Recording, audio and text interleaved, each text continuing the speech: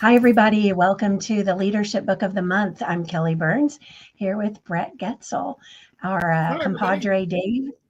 Dave is not able to be with us today, but we are going to dig into thinking fast and slow and my usual sticky notes and Starbucks napkins from reading the book at a coffee shop. We will dig into that in just a moment. I want to make sure I have okay, it says that I want to have the comments ready. So in case anybody that joins us live has anything to say, feel free to post on LinkedIn if you're live. We can watch that stream, hopefully when it starts. It should be starting. Oh, you know what? When I was coming in here today, the tool that we use for the recordings said that LinkedIn was having a problem today with live events. So we're going to go ahead and record this and stream, and hopefully people will join as we get going. But also, they'll watch the recording afterwards. But we apologize. It's nothing we can do or control or affect. But that's why if you look on LinkedIn, it's what I'm looking down to look on my phone. It still says tap to join because LinkedIn is having trouble with their live events. So let's dig in. So the whole purpose of our monthly conversations is not really about the book at all. It's about the leaders and helping the leaders of tomorrow the ones who do invest in themselves to be even better for tomorrow and for their futures. So Bret, do you want to do an introduction? Sure. Thank you. Good afternoon, everybody. Very, very happy to be here. Great to be with you again. I like to think that the things that have value obviously have staying power. And as Kelly and I were working through our pregame, we made the comment, this is our 28th edition, 28 conversations that we've had. And obviously, if we've been together that long, that's an indication of value. So really, really happy about that. Opening day today in Kansas City for those of you who are baseball fans. So always a very, very exciting time of the year when every team starts off in first place is the way I always like to look at it. But very excited about that. Big baseball fan. So as Kelly said, my name is Bret Getzel, a very proud lifelong learner and very, very passionate reader. Reading is one of those things that I really enjoy. My background's in food service supply chain, which is a fancy word for sourcing and distribution. So I work with both suppliers on the sell side, and then I work with operators, food service operators on the buy side. So very dynamic in what I do, and it really had the privilege of leading a lot of different sales teams at different points in my career, as well as both in production and distribution. So C-suite level type positions here now going on for about 10 years. As Kelly probably mentioned at some point, got my MBA at Rockhurst, which is how Kelly and I came to know each other. So really bring a ton of experience and knowledge. So, I go into every book kind of with this mindset of how I personally and those that I come into contact with, and those of you joining with us, how you can benefit. And I got to tell you, I'm always better having invested the time in both myself and the book. So case in point, I love this one. Last month, our book was Ginny Rometty's Good Power, former CEO of IBM.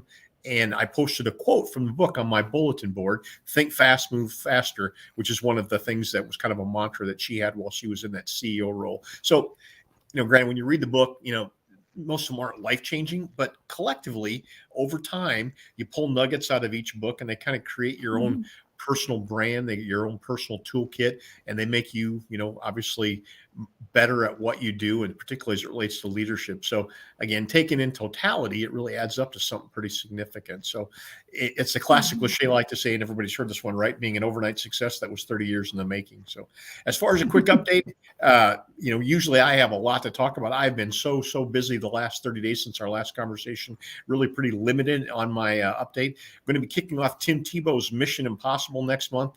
Which is a great book. Got the reviews on that one, 4.8 stars, something like that on Amazon, over 5,000 reviews. So really, really excited to get into that one, and maybe we'll cover that one on our review here, our conversation at some point in the future. So stay tuned, more to follow on that. That's what I've got, Kelly.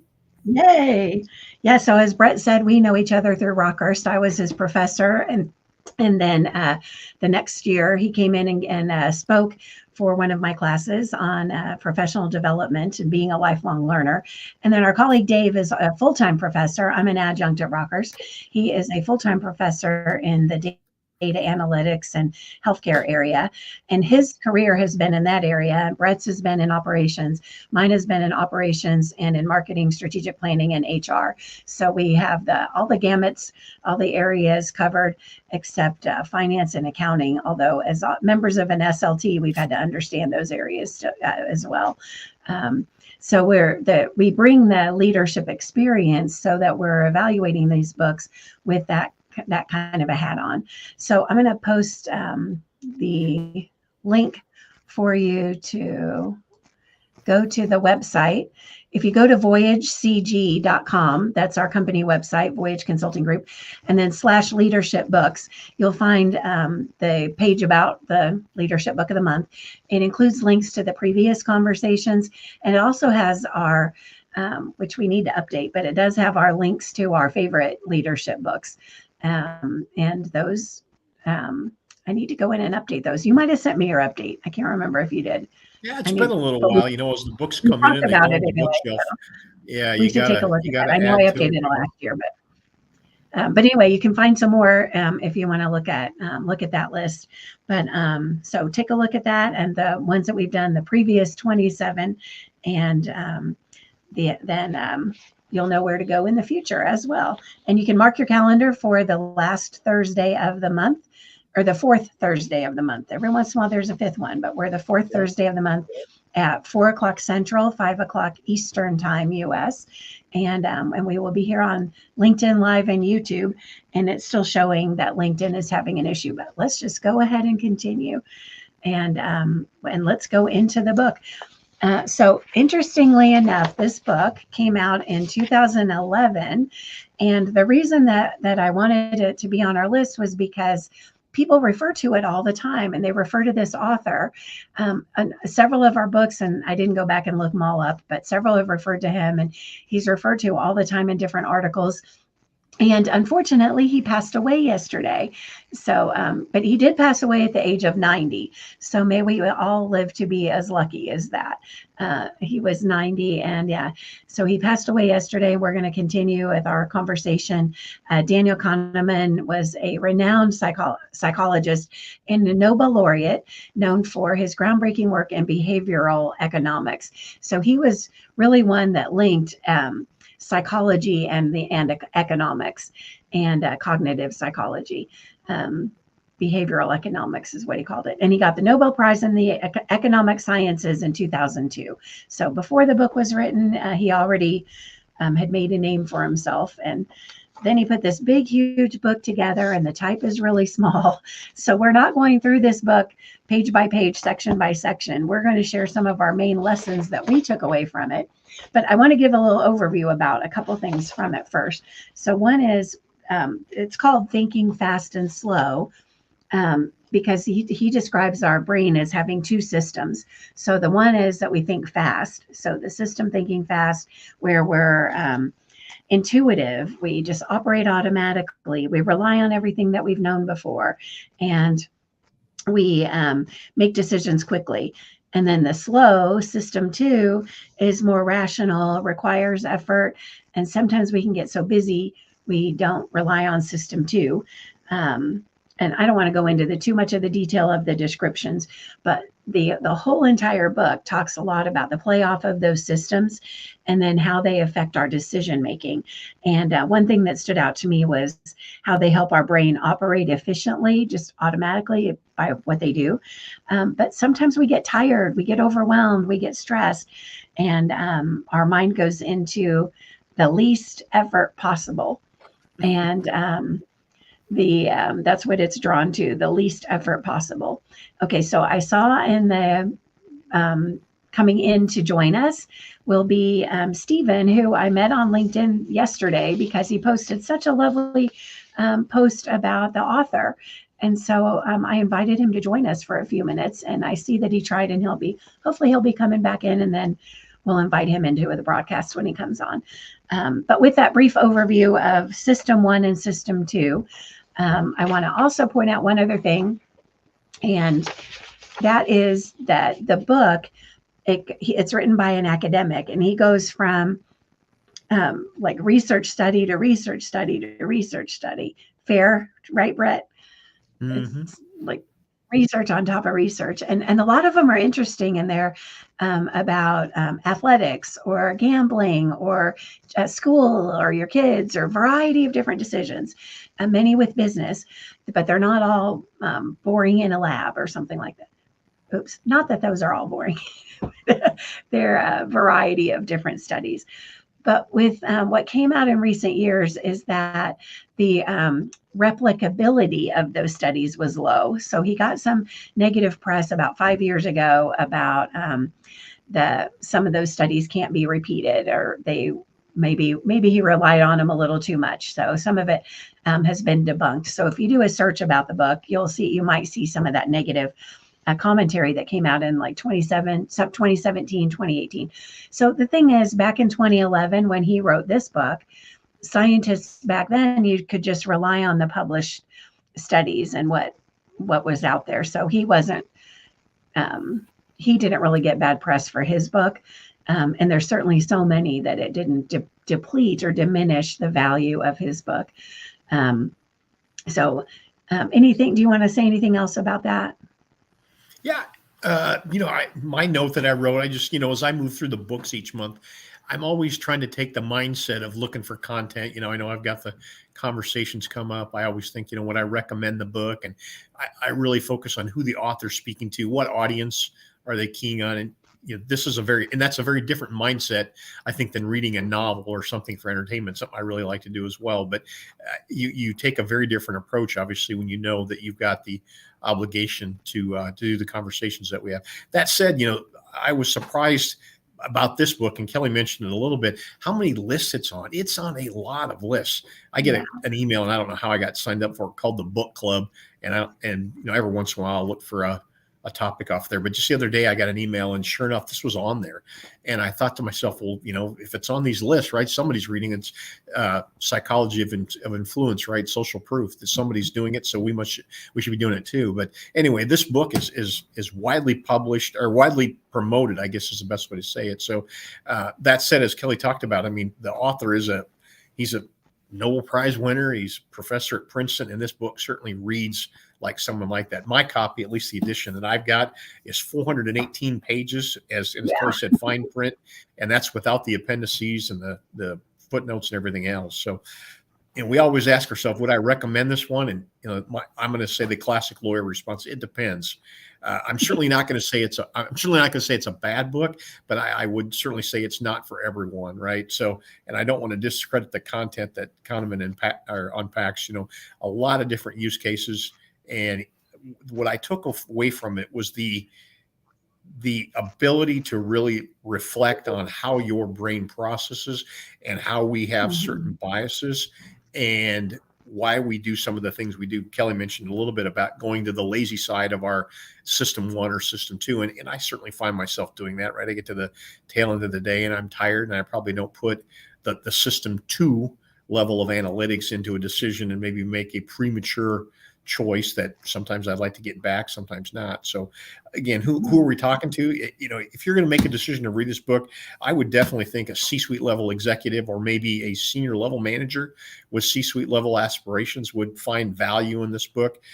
If you're a less senior person, maybe early in your career, I could certainly see where this is one where you may start it just because of something that Bret and Kelly said, and that you could potentially quickly lose interest and say, you know what, this one's going to go on the shelf and probably never get pulled down again. But anyway, it's definitely not for everybody, but it's certainly for somebody. I guess that's the best way to say it. And we have some valuable lessons to share. I'm going to bring Stephen in. Stephen and I met on LinkedIn yesterday. I mentioned you a minute ago, Stephen. And so I loved your post yesterday. It was so poignant and relevant and coincidental to our conversation today. So will you share a little bit about the post and why the book was so meaningful to you? And welcome to our broadcast. And thank you for joining us. Yeah, it's definitely for somebody. I'm that somebody. Yeah. Yes. So yeah, I mean, I for a long time didn't really go to the library, and during COVID, that was like the first book that like popped out on the shelf. And then ever since then, I've just been reading like psychology books and like neuroscience stuff. But but there were a handful of like really like good things that stuck with me. And I was trying to pick out like one or two of them that I could like concisely say. I picked out a quote. I'll just read it and I'll tell you like how it like impacted me. So there's a quote in there. It says, at work here is that powerful, what you see is all there is rule. You cannot help dealing with the limited information you have as if it were all there is to know. You build the best possible story from the information available to you.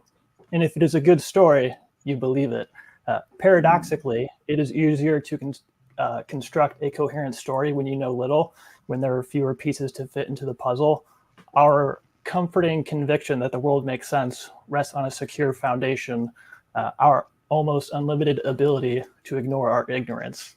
So like when I read that, I can still remember reading that, and like that's just like straight up poetry. Like I love it. So, you know, I do a lot of like promotion and engagement in my company and a lot of different factors from like an engineering perspective. And I always have that quote like rummaging around in my head because we do a lot of great work, but we don't always promote it the best, which I'm changing. But yeah, I just keep that top of mind because if we don't promote our stuff properly, then no one knows all the great work that we do. And like a really good lesson that you can take away from the book, I feel like, is just the book really does a fantastic job of just priming yourself to be conscientious about things that you otherwise would not have been. So that's like in the most concise short form, like some of the top hitters for me. That was Steve, a lot. would you take a second and just introduce yourself? I'd love to know more about you. You know, maybe just a minute or two of your story and your background. I think that's always valuable for our listening audience to understand. You know, it shapes our perspective, I guess, is where I'm going with that. But I'd love to know more about you. Yeah. So I've been in technical engineering roles like all my life. So I've been in a lot of leadership positions from like a technical perspective. I've never actually had like direct reports, but I've done like coaching and like leadership of like large scale things. Like I've done like disaster recovery management and problem management and like critical incident communications and like a wide slew of like other like really technical things. But yeah, I'm a software engineer. So by no means am I like classically trained on psychology and neuroscience and like all this stuff that I like to read about sometimes in my spare time. But for a little bit of framing in a very short form, that's a little intro to me. Are you local to Kansas City? No, not at all. I am in Pennsylvania. I am closer to Philly. I'm like 30 minutes away from there. Well, welcome. You can look them up on LinkedIn, and I don't know if you're open to connections, but I usually invite people to connect, but send a note or look him up and can see his background on there. Yeah. I automate things for a living in short form. So is this the first broadcast that you've connected with us on, or have you seen any of our other work? No, this is the first I've seen of you guys. I looked up the Daniel Kahneman tag yesterday, and then I was scrolling, and then I found you guys. Well, very excited to have you here. And obviously you come very, very well educated, and definitely the audience that we're targeting and the folks that I think will find value in what we're doing. So hats off, and thank you for taking the time and sharing your story. And you're certainly welcome to come along for the ride here. And as we go through kind of our content, if there's a thing that you find relevant and valuable that you'd like to contribute, by all means, you're very, very welcome. Sure. I think he might have been only planning to stay a few minutes, so we will. I'll hang out. Oh, you will? Okay. Thank you. Yeah. I wasn't going to intrude on the rest of your hour or so, 40 minutes or however much more time we have. Let's go into to some more lessons. So, Stephen, you mentioned my first one I had on my list is the what you see is what you see is all there is. That was going to be my first one too. So that was really, really important. Nice. Another one of mine is the hindsight bias. And I think that's what he called it. And I think that's so relevant with the whole thing going on with Boeing. So I think this book, there's a lot in this book that you can look at with the Boeing situation, obviously, and then also with today's economy. But with the hindsight bias, where people are talking now about, well, Boeing focused only on getting the planes done and moving the planes. They weren't really caring about high quality all along the way, is some of the commentary that's coming out. I don't have firsthand knowledge of them. I've never worked there or anything, but it is interesting to see. So I think Boeing is a real example that's happening in the news that ties back as an example to this book. The hindsight bias. So many biases that's a whole section in here is about the biases. Bret, what's a lesson that you want to mention? Yeah, I keyed on the law of small numbers to just my first one. I've got a couple here, of course. And the concept of this is system one thinking, where we're prone to make a judgment from a very, very small sample size. And if you think about it, we're all kind of guilty of this, right? We see one or two things, and then we apply the positive from that particular observation to basically everything that we run into that's got some connection or similarity. And that's about as wrong as it could possibly be. But I think it's from a human standpoint, we're all wired to presume the positive for the most part. I mean, I'm sure there's some pessimists out there, but for the most part, I think we're just naturally that way. So my thoughts went immediately to, hey, how do you apply this? And I thought of professional athletes, right? We just finished the Super Bowl here in Kansas City, and several of the Kansas City Chiefs, they had great years. And so naturally they're expecting to be financially rewarded. And again, we've got this law of small numbers, right? We got one season as our sample, and these athletes are asking the ownership to make these large financial commitments to them on a relatively small sample size. And as we all know, typically these things don't end well. They usually regress, and after that phenomenal year. But again, I go back to that statement of being prone to look for the positive and then assume that exceptional performance and behavior is going to continue. And like I said, we would be well served to consider a much, much larger sample size. There was another chapter, and Kelly kind of alluded to it as well. Several of the chapters have similarities. They're different use cases, different studies, different laboratory tests, but they do have a theme that stays with them. And there was another chapter called Regression to the Mean, which means, hey, you can have this exceptional outlier statistical year, but inevitably you do generally regress back to the mean, same as the law of small numbers. Mm-hmm. Thank you, Bret. Stephen, do you want to chime in with another one? Yeah, I mean, I could. Like when he was talking, it reminded me. There's like a million stories in the book, and I can't remember the specific one, but there is a point in there where he talks about our memories are most fond when they end on a high note, and they're sour when they end on a low note. Something that just like reminded me of. I guess to give my own little bias that I came to understand about in the book. I always knew about the halo effect, but I never knew it by name. So the halo effect is basically like positivity kind of like gravitates to people regardless of like the merit of work. One could say it like that. And just it honestly just rolls back to what we said before, is what you see is all there is. It's just perception is reality. Mm-hmm. So as long as the work gets done and you like execute on things, if we're talking about work, then that's the reality of it. So yeah, it's just more I could see being in the technical realm where that would really be relevant. I was kind of following where you were going, and then I was listening to it from the lens of, what's Stephen's background, and then thinking of remote work and technical people being on teams. But I could see where that could really be relevant in your line of work. Yeah, definitely. Where it happens a lot in business is the highest or the best individual performer becomes the manager. So just because you're the best individual performer doesn't mean you know how to lead people or have interest in leading people, or that's your natural focus or desire. So but the halo effect is so interesting in many ways of even making your own decisions without regard to other people, even just like, oh yeah, I like that restaurant, so I probably like everything there. Or, I like it for breakfast, I probably like it for dinner. And then you try, you don't even do the research, you don't look up the menu, you don't think about parking or location or any of that, and you go. So halo effect is very, very deep.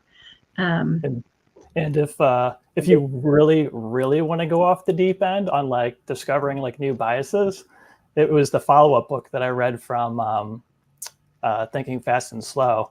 Don't have to like linger on it, but just to throw it out there, there's a book called The Skeptic's Guide to the Universe. I don't know if anyone's read it, but it's like this giant, like 600, 700 page like book, like just on biases. And it goes over like hundreds of them. It's a, oh my gosh, it's a lengthy read, but if you want to read it, it's definitely one to slow roll. Wow. Okay, that's kind of funny. And we're at the half-hour mark almost, but I was thinking that the author was kind of pessimistic and sort of negative. And so I was glad at the end when he did talk about happiness and satisfaction and then well-being in life. And he did have that was on his mind in 2011, and did research on happiness, spent a lot of time on that, it sounded like. One of my takeaways was a quote was, poor makes you happy. This is almost a quote. Poor makes you happy. Richer enhances your satisfaction with life, but rich doesn't improve your experience with well-being. So rich doesn't solve everything. So I bet he would have liked that book that you referred to, because he kind of tended toward pessimistic, I think. But then I was glad he came around to some of that,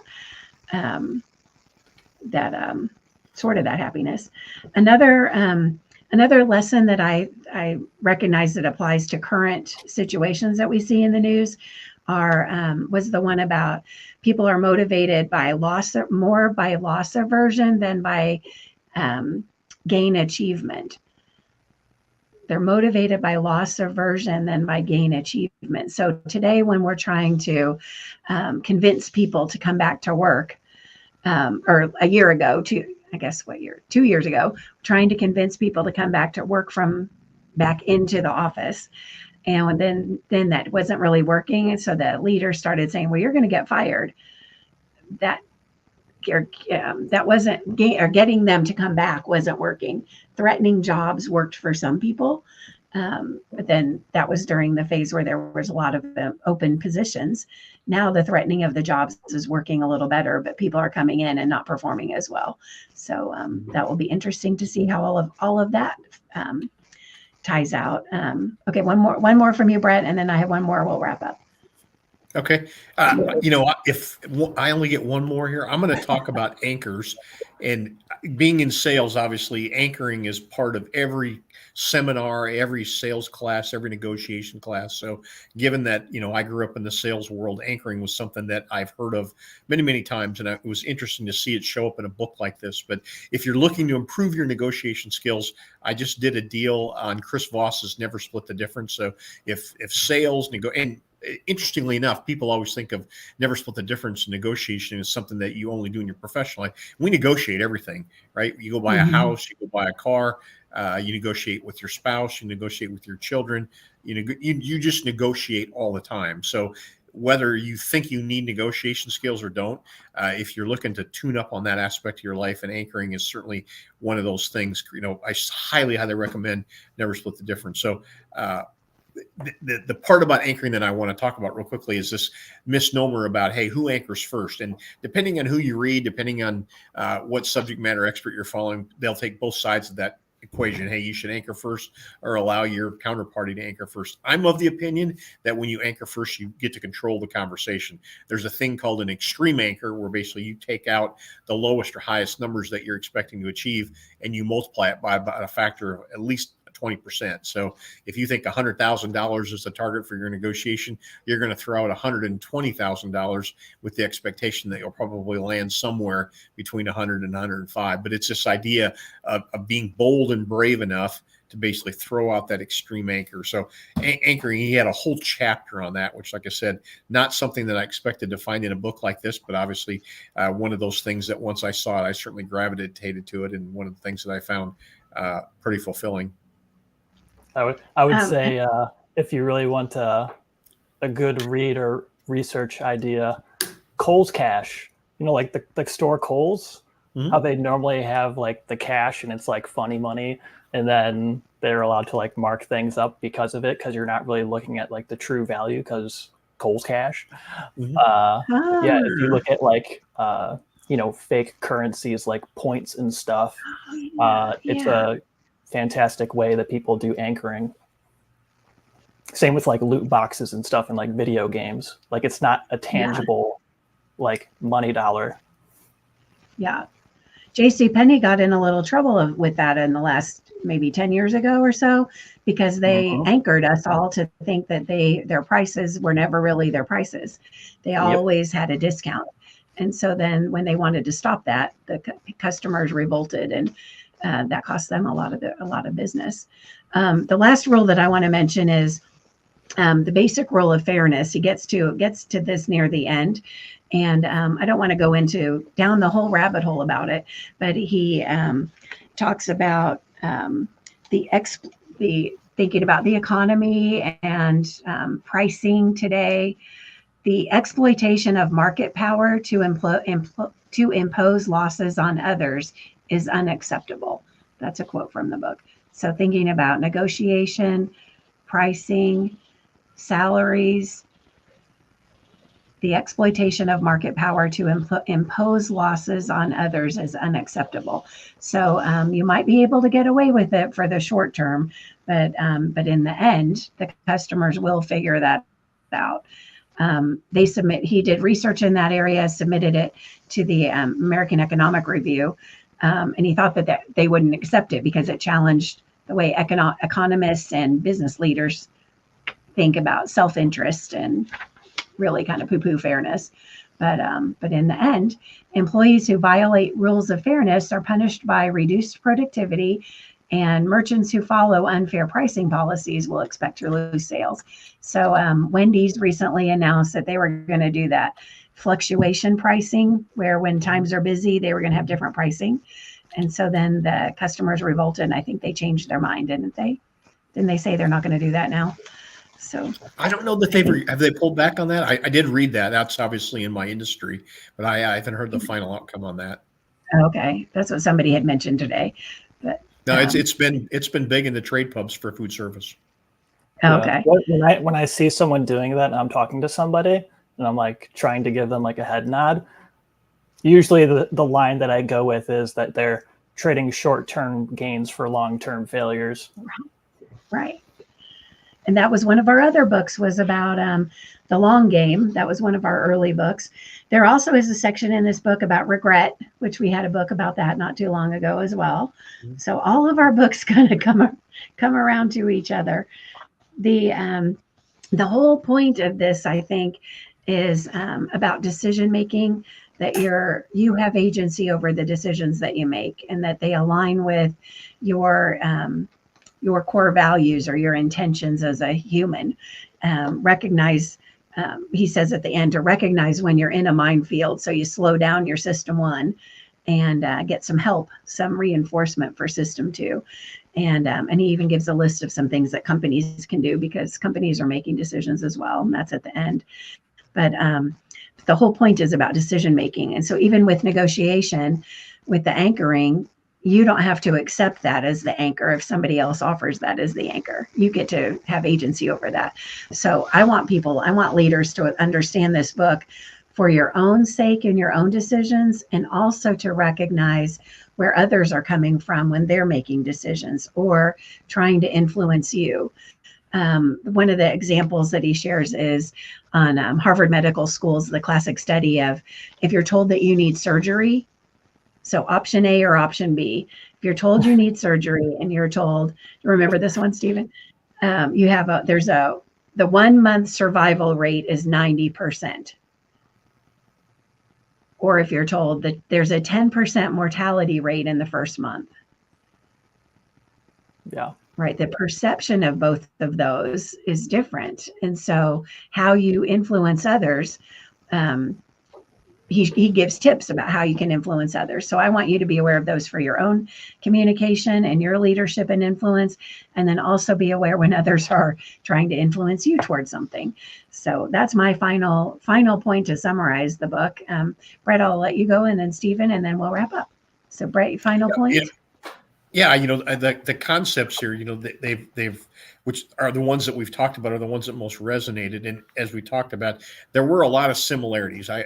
You could read 3, 4, 5 chapters and you could say, well, this chapter wasn't all that different than the last one. So the themes kind of rolled together. But, I really feel pretty confident that we've done a good job of unpacking this one, and our audience has a better idea of understanding whether this book is, one for you or not. I didn't find myself disagreeing with the research, the data, or any of the outcomes, and found that Kahneman's work supported the potential flaws in our thinking and the need. And I thought of this as the book, right, is thinking fast or thinking slow, and make observations of the people that you interact with, as well as your own personal decision-making logic, and ask yourself, do I press the easy button and make a snap decision literally in the moment without analyzing all of the available options?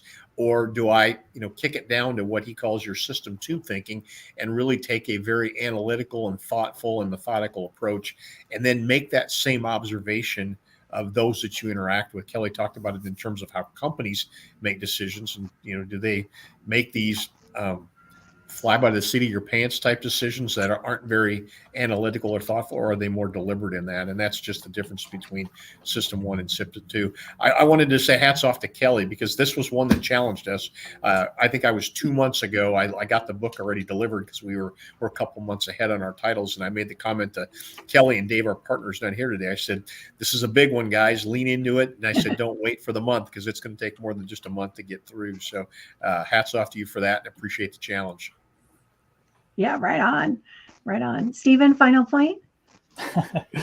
Yeah, I mean, I would pretty much just say, just be conscientious, never box yourself into any kind of like thought scope, and to be as like forward thinking as you possibly can. Like, play it as far ahead as you can in your head.